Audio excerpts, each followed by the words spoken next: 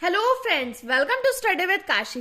Friends, आज की video में हम क्लास 10 साइंस के चैप्टर नंबर 1 रासायनिक अभिक्रिया एवं समीकरण के पार्ट 2 को समझने वाले हैं।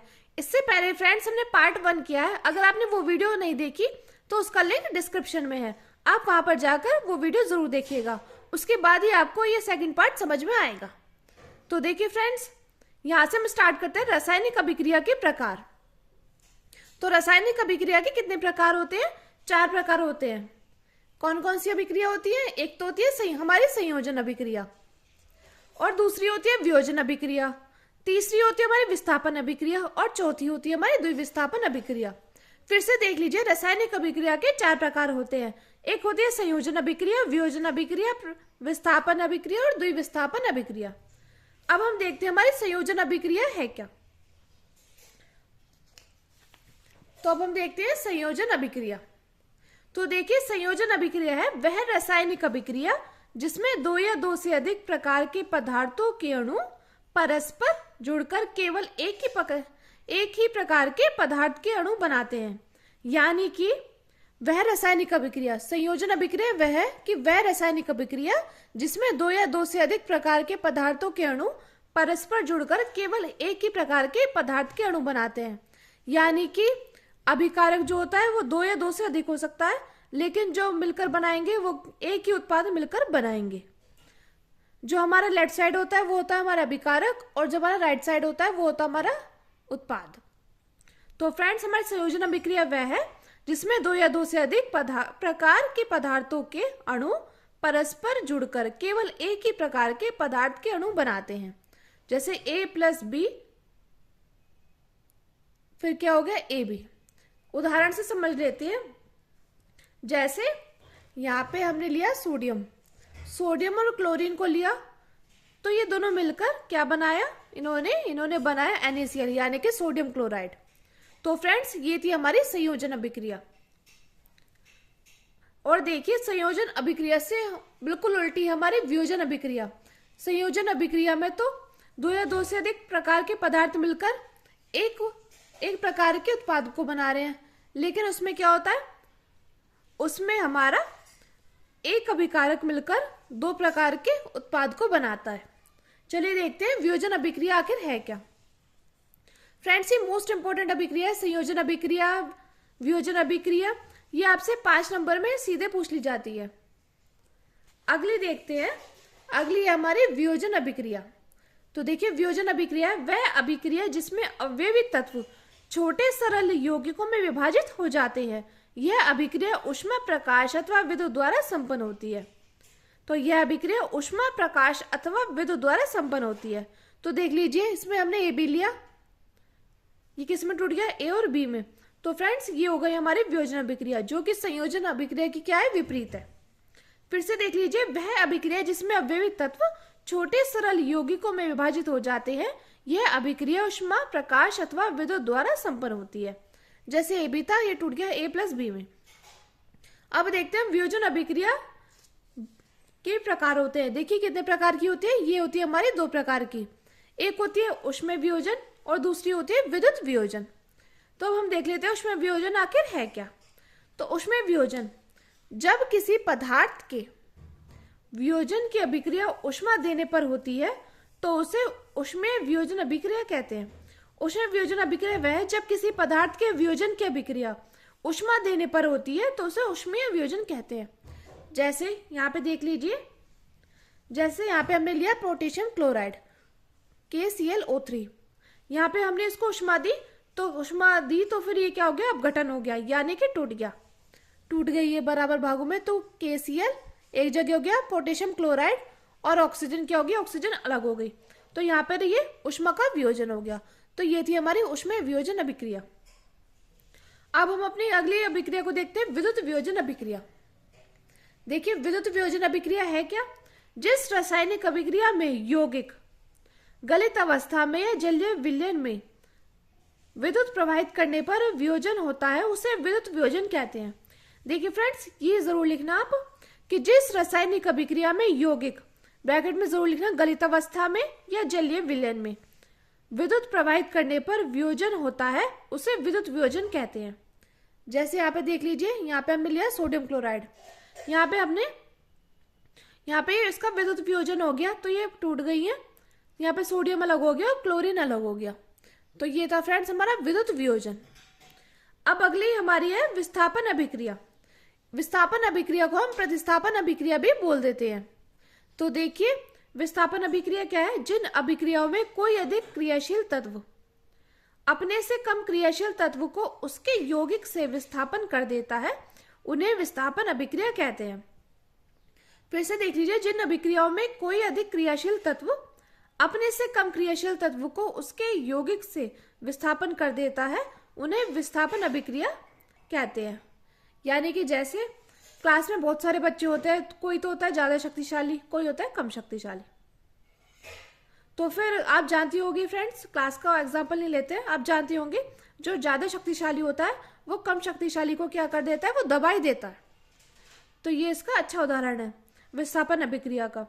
तो हम उदाहरण के माध्यम से समझते हैं। यहाँ पर हमने लिया Fe यानी कि आयरन, CuSO4 कॉपर सल्फेट। हमने यहाँ पे देखिए आयरन क्या है? आयरन सक्रिय श्रेणी में ज्यादा है, क्रियाशील है। तो फिर ये क्या हो गया?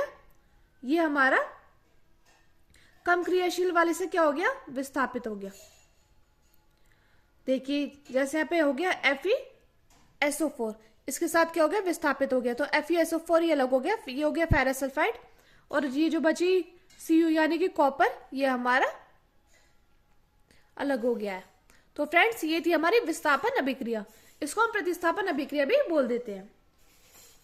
अब अगली अभिक्रिया हमारी द्विविस्थापन अभिक्रिया। द्विविस्थापन अभिक्रिया को हम उभय प्रतिस्थापन अभिक्रिया भी बोल देते हैं। तो द्विविस्थापन अभिक्रिया में दो अलग अलग परमाणु या परमाणुओं के समूह आयरन का आपस में आदान प्रदान हो जाता है। तो देखिए द्विविस्थापन अभिक्रिया वह है जिसमें दो अलग अलग परमाणु या परमाणु समूह का क्या हो जाता है? आपस में आदान प्रदान हो जाता है, यानी कि दोनों आपस में बदल दी जाती है। उदाहरण के माध्यम से समझ लेते हैं। यहाँ पे हमने लिया बेरियम क्लोराइड और यहाँ पे लिया सोडियम सल्फेट। तो ये क्या हो जाएगा? ये दोनों इनके परमाणु समूह क्या हो जाएंगे? आपस में बदल जाएंगे, यानी कि BaSO4 के साथ चला जाएगा और सोडियम क्लोरीन के साथ चला जाएगा।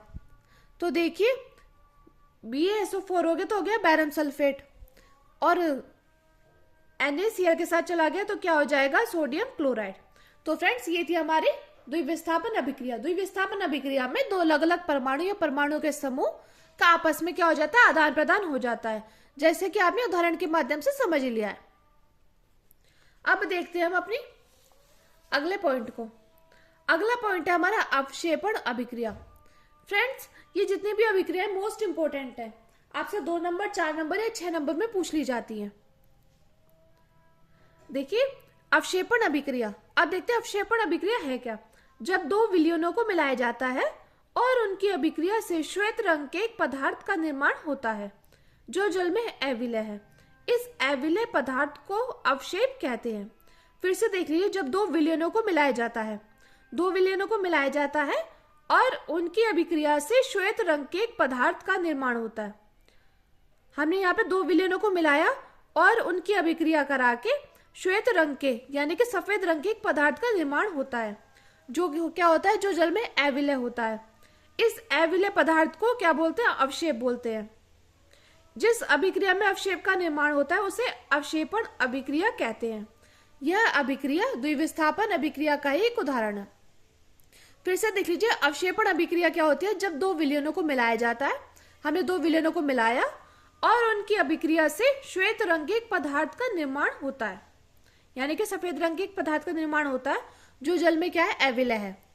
इस अविलय पदार्थ को अवक्षेप कहते हैं। जो जल में विलय नहीं है, इस अविलय पदार्थ को क्या कहते हैं? अवक्षेप कहते हैं।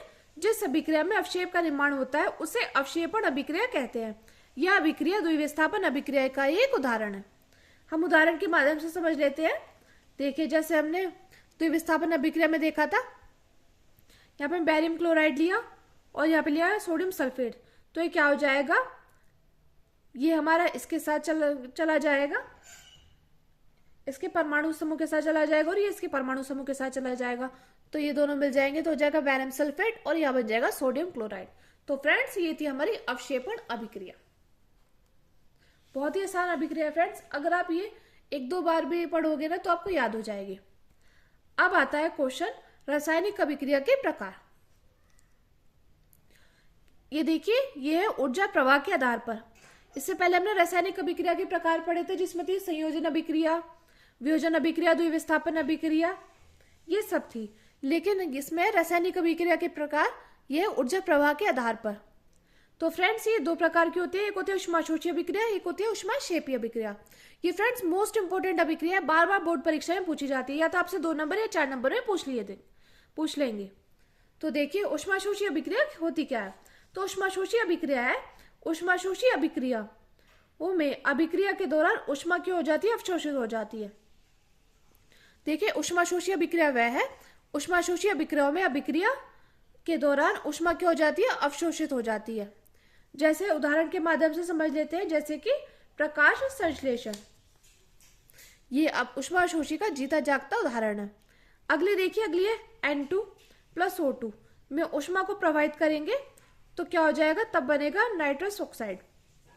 तो फ्रेंड्स ये थे हमारा ऊष्माशोषी अभिक्रिया के उदाहरण। ऊष्माशोषी अभिक्रियाओं में अभिक्रिया के दौरान ऊष्मा क्या हो जाती है, अवशोषित हो जाती है, जैसे कि प्रकाश संश्लेषण और N2O2। नाइट्रोजन में ऑक्सीजन मिलाया और ऊष्मा मिलाया तो क्या बनेगा, नाइट्रस ऑक्साइड। अब हम देखते हैं हमारी ऊष्माक्षेपी अभिक्रिया। ऊष्माक्षेपी अभिक्रिया है क्या। तो ऊष्माक्षेपी अभिक्रिया, ऊष्माक्षेपी अभिक्रियाओं में अभिक्रिया के दौरान ऊष्मा क्या हो जाती है, निर्मुक्त हो जाती है, यानी कि मुक्त हो जाती है।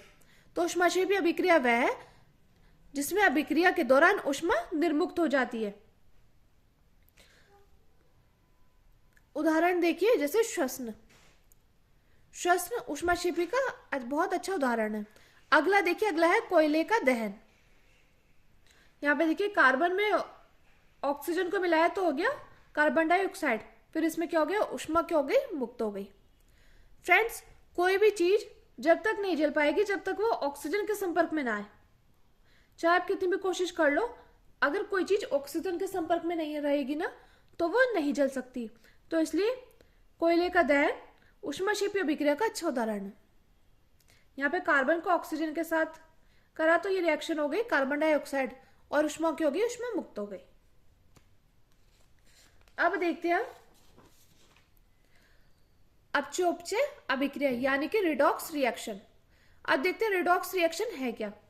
फ्रेंड्स ये जितने भी टॉपिक है ना मोस्ट इंपोर्टेंट है, आपका चैप्टर 1 मोस्ट इंपोर्टेंट चैप्टर है, इसमें से भी क्वेश्चन भर भर के पूछे जाते हैं। तो फ्रेंड्स ये चैप्टर आज पूरा हो जाएगा। इसका फर्स्ट पार्ट तो हमने कल करा था और सेकंड पार्ट आज हम कर रहे हैं, तो ये चैप्टर 2 पार्टों में संपन्न हो जाएगा। अगर आपने वो पार्ट 1 नहीं देखा तो लिंक डिस्क्रिप्शन में आप जरूर वहां जाकर देखिएगा और ज्यादा से ज्यादा लोगों में शेयर कीजिएगा। और अभी तक अगर आपने हमारे चैनल को सब्सक्राइब नहीं किया तो चैनल को प्लीज सब्सक्राइब कर दीजिएगा। अब देखते हैं अपउपचय अभिक्रिया यानी कि रिडॉक्स रिएक्शन। इसमें है एक उपचयन अभिक्रिया यानी कि ऑक्सीडेशन रिएक्शन। तो क्वेश्चन आ जाता है उपचयन अभिक्रिया आखिर है क्या। तो देखिए जिस अभिक्रिया में ऑक्सीजन का संयोजन तथा हाइड्रोजन का क्या हो जाता है, वियोजन, उपचयन अभिक्रिया कहलाती है। देखिए बहुत ही आसान है, आप 1-2 बार पढ़ोगे आपको याद हो जाएगी, आपको रटने की जरूरत नहीं पड़ेगी। तो उपचयन अभिक्रिया वह होती है जिसमें ऑक्सीजन का क्या हो जाता है, संयोजन, और हाइड्रोजन का क्या हो जाता है, वियोजन होता है, वो हमारी उपचयन अभिक्रिया कहलाती है। जैसे कि CO + H2। यहाँ पे देखिए, यहाँ पे देखिए उपचयन हो रहा है, कॉपर तो अलग हो गया और इसका उपचयन हो गया, यानी कि जिस अभिक्रिया में ऑक्सीजन का संयोजन होता है हाइड्रोजन का क्या हो जाता है, हाइड्रोजन का वियोजन हो जाता है। यहाँ पे देखिए CO + H2, तो यहाँ पे हो गया Cu अलग हो गया और H2O अलग हो गया, तो ये हमारा उपचयन। अब देखते हैं हम अपचयन। फ्रेंड्स उपचयन का अपोजिट क्या होता है, अपचयन। अब देखिए अपचयन में क्या हो जाता है, जिस अभिक्रिया में ऑक्सीजन का वियोजन और हाइड्रोजन का संयोजन होता है उसे अपचयन अभिक्रिया कहते हैं। उपचयन अभिक्रिया में तो था जिस अभिक्रिया में ऑक्सीजन का संयोजन था और हाइड्रोजन का वियोजन था, लेकिन अपचयन में क्या है, अपचयन में ऑक्सीजन का वियोजन और हाइड्रोजन का संयोजन है, अपचयन अभिक्रिया कहलाती है। जैसे एग्जाम्पल के माध्यम से देखिए, ZNO+C।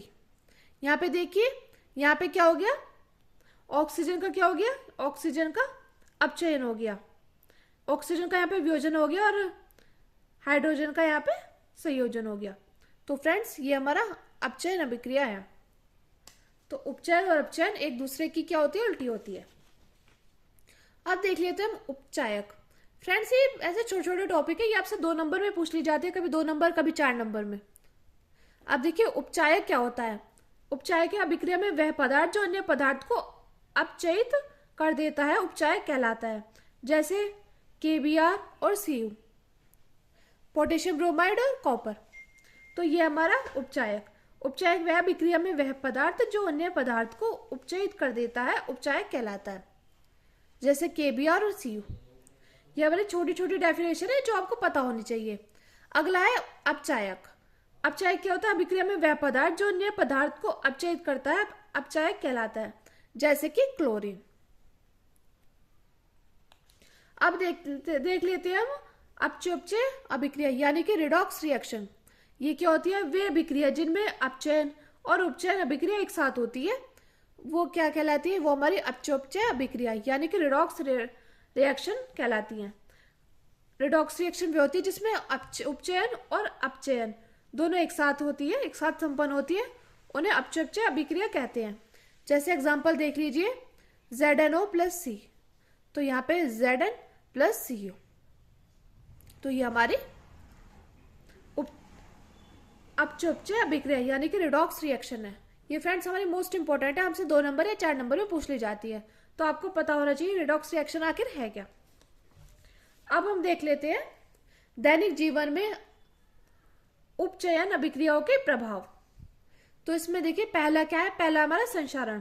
फ्रेंड्स जैसे आपसे संचारण की परिभाषा ये पूछ ली जाती है कि संचारण की परिभाषा दो और उसका उदाहरण बताइए, ये भी आपसे 2 नंबर में पूछ लिया जाता है। तो आपको मालूम होना चाहिए संचारण आखिर है क्या। तो जब कोई धातु आर्द्रता, वायु, पानी, अम्ल आदि के संपर्क में आता है तब धातु संचारित हो जाती है। फिर से देखिए संचारण है क्या, जब कोई धातु आर्द्रता, वायु, पानी, अम्ल आदि के संपर्क में आता है तब धातु संचारित हो जाती है। यानी कि हमारे पास कोई वस्तु है, वो आर्द्रता, वायु, पानी आदि के संपर्क में आ जाती है तो धातु क्या हो जाती है, संचारित हो जाती है। जैसे उदाहरण के माध्यम से देख लीजिए, उदाहरण है लोहे पर जंग लगना। लोहे पर जंग लगना संचारण का अच्छा उदाहरण है। अगला है चांदी पर काली परत पड़ना और तांबे का पर हरी परत का पड़ना। तो ये हमारे उदाहरण है, लोहे पर जंग लगना, चांदी पर काली परत और तांबे पर हरी परत। ये हमारे संचारण के उदाहरण है। अब देखिए लोहे पर जंग लगना कैसे कम कर सकते हैं हम लोहे पर पेंट कर देंगे जिससे वो आर्द्रता और वायु में के संपर्क में न आए, जिससे लोहे पर जंग न लगे और वो संचारित न हो, इसलिए हम लोहे पर पेंट कर देते हैं। अगला देखिए, अगला है विकृत गंधिता। फ्रेंड्स ये भी मोस्ट इंपोर्टेंट टॉपिक है, विकृत गंधिता यानी कि रेंसिडिटी। ये भी आपसे 2 नंबर में पूछ लिया जाता है कि विकृत गंधिता है क्या, तो आपको पता होना चाहिए। देखिए विकृत गंधिता है वसा युक्त और तेलीय खाद्य सामग्री, यानी कि वसा युक्त और तेलीय खाद्य सामग्री वायु के संपर्क में आने पर उपचयित हो जाती है, जिससे उनके स्वाद और गंध में परिवर्तन हो जाता है। देखिए वसा युक्त यानी कि जैसे हम तली भुनी चीज बनाएंगे और अगर वो वायु, पहले तो वो करकरी सी रहेगी और अगर वो वायु के संपर्क में आ जाएगी तो वो क्या हो जाती है, उपचयित हो जाती है, जिससे उसका स्वाद और गंध क्या हो जाती है, परिवर्तन हो जाता है। जैसे हमने कोई तली भुनी चीज आज बनाई तो उसको कल देखना वो कैसी हो जाएगी, एकदम चुड़ी चुड़ी सी हो जाएगी। तो ये होता है हमारा विकृत गंधिता, क्योंकि वो क्या हो जाती है, वो उपचयित हो जाती है। अब देख लीजिए फ्रेंड्स, जैसे कि हमारे कुरकुरे हो गए, चिप्स हो गए, ये हमारे पैकेट में बंद रहते हैं, तो उसमें ये नहीं कि उसमें ऑक्सीजन है, उसमें ऑक्सीजन नहीं होती, पैकेट के अंदर नाइट्रोजन गैस बढ़ते हैं जिससे कि वो ऐसे की ऐसे ही रहे। अगर वो हमारी ऑक्सीजन के संपर्क में आ जाएगी ना तो वो क्या हो जाएगी, उसका स्वाद भी खट्टा हो जाएगा और उसमें से गंध आने लगेगी। तो फ्रेंड्स, ये थी विकृत गंधिता यानी कि रेसिडिटी, कि वसा युक्त और तेलीय खाद्य सामग्री वायु के संपर्क में आने पर अपचयित हो जाती है, जिससे उनके स्वाद और गंध में क्या हो जाता है, परिवर्तन हो जाता है। इसी प्रकार हमारा संचारण है कि जब कोई धातु, आर्द्रता, वायु, पानी, अम्ल आदि के संपर्क में आती है तब धातु संचारित हो जाती है। तो फ्रेंड्स, ये हमारे दैनिक जीवन में अपचयन अभिक्रिया के इंपॉर्टेंट पॉइंट है।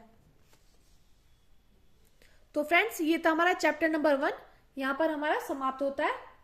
मैं उम्मीद करती हूँ फ्रेंड्स आपको ये चैप्टर बहुत अच्छे से समझ में आया होगा। मैंने इस चैप्टर के सारे पॉइंट्स यहाँ पर कवर किए हैं। अगर आपको वीडियो अच्छी लगी हो तो प्लीज़ हमारे चैनल को सब्सक्राइब कीजिए और वीडियो को लाइक, शेयर, कमेंट जरूर कीजिए। और फ्रेंड्स, अगर आपने पार्ट 1 ना देखा हो तो प्लीज़ पार्ट 1 जरूर देखिएगा और ज़्यादा से ज़्यादा लोगों में शेयर कीजिएगा। पार्ट 1 का लिंक हमारे डिस्क्रिप्शन में है, वहाँ पर जाकर आप जरूर देखिएगा। Thank you, thanks for watching.